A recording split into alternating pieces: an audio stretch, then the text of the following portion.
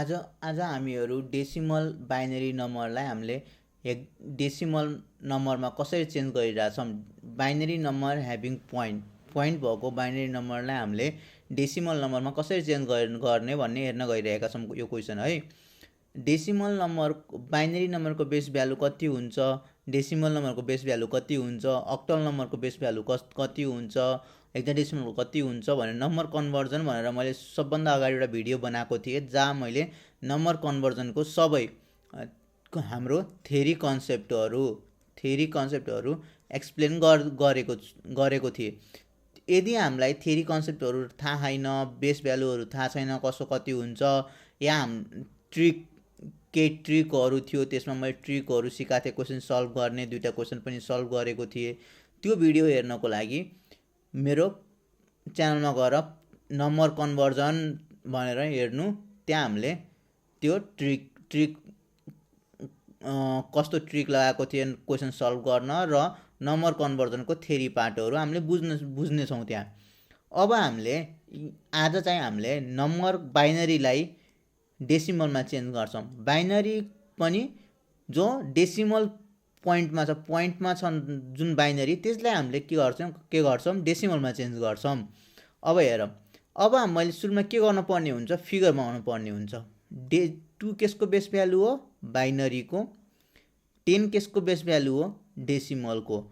मैले पहिला पनि भनेको थिएँ, यदि हाम्रो 2टा साइड मध्ये एउटा साइडमा डेसिमल आछ भनेपछि हामीले बिचमा कुनै पनि अल्फाबेट हेक्साडेसिमल कुनै पनि डेसिमल के भन्छ त्यसलाई डेसिमल हामीले लेख्नु पर्दैन।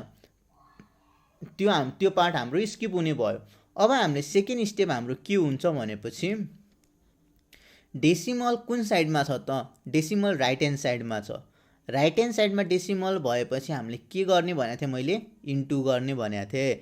इन्टु हामीले कसले गर्छौँ, डेसिमलको 10ले त हामीले न इन्टु गर्छौँ न फ्याक्टर गर्छौँ, त्यो भएर हामीले 10 त युज गर्नै भएन। अब हामीले इन्टु र फ्याक्टर गर्न पर्ने कुरा केसको भयो, बाइनरीको 2ले। तर हाम्रो डेसिमल राइट ह्यान्ड साइडमा छ, त्यो भएर हामीले के गर्न पर्ने भयो, इन्टु गर्न पर्ने भयो, फ्याक्टर नगरेर। इन्टु कसले गर्ने, हाम्रो 2ले गर्ने। अब हामीले यो क्वेसन सल्भ गर्छौँ है। 1 into 2 plus 0 into 2 plus 1 into 2, यो के भयो, डेसिमल भन्दा लेफ्ट ह्यान्ड साइडको नम्बर।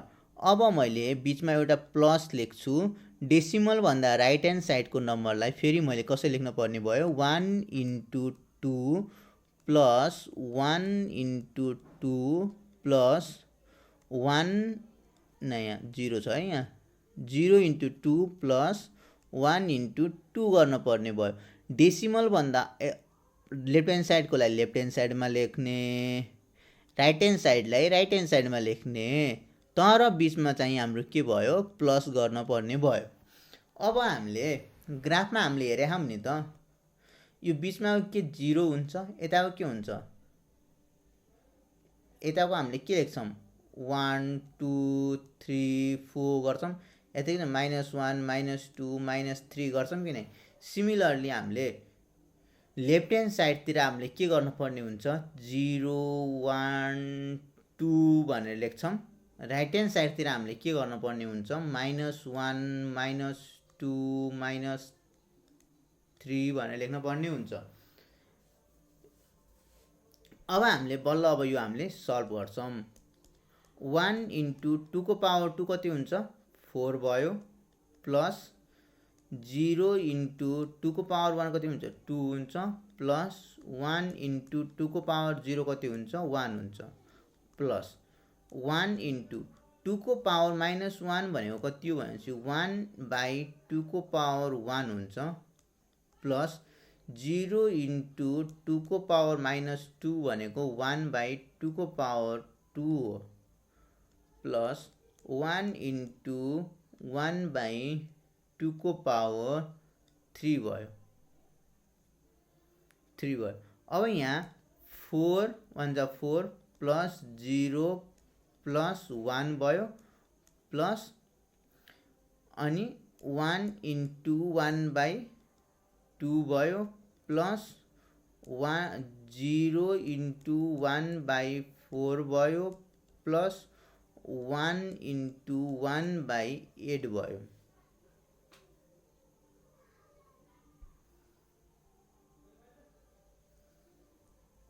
अब हामीले लेख्नुपर्ने हुन्छ यहाँ कति भयो 5 भयो प्लस 1/2 भनेको हाम्रो कति हो 1/2 भनेको कति भयो हाम्रो 1 इन्टु 0.5 भयो प्लस यहाँ 0 नै हुने भइगयो 0 इन्टु 0 0 नै भयो। अर्को 1/8 भनेको कति हो 0.125। अब हामीले यो सबै प्लस गर्न पर्ने हुन्छ 5 प्लस 0.5 प्लस 0 प्लस 0.5 गरौँ 0.625 भयो यहाँ 0.625। अब 5 प्लस 0.625 कति हुन्छ 5.625 हुने भयो।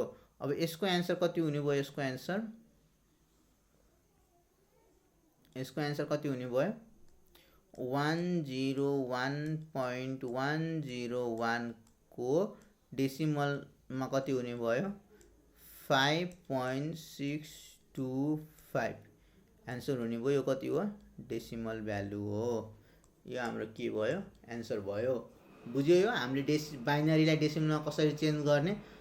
यदि बाइनरी नम्बरको बिचमा पोइन्ट छ भनेपछि